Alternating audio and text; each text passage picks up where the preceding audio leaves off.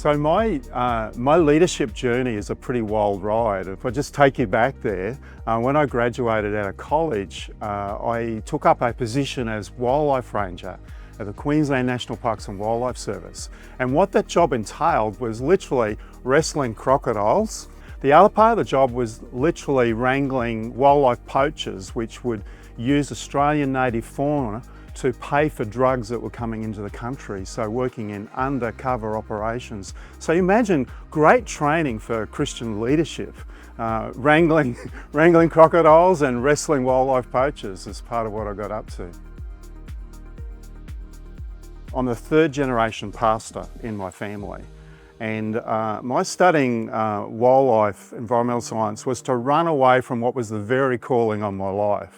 I was given the opportunity to actually travel here and be part of one of the first summits there.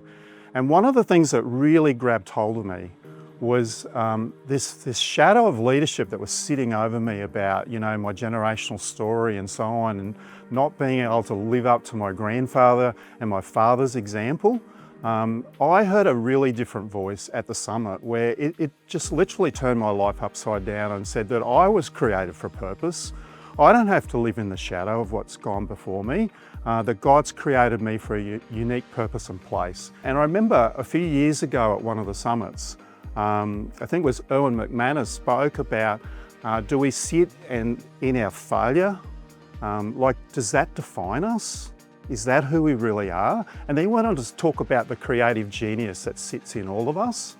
And for me, that was a really transformational moment about releasing that creative genius. So much so that led me to a point of offering for training for ministry and finding myself in a very different leadership role. And so I find myself now in a place where I believe that God's raised me up to be a spark kindler, to light little fires in the lives of others that they might be transformed and live out their full and creative purpose.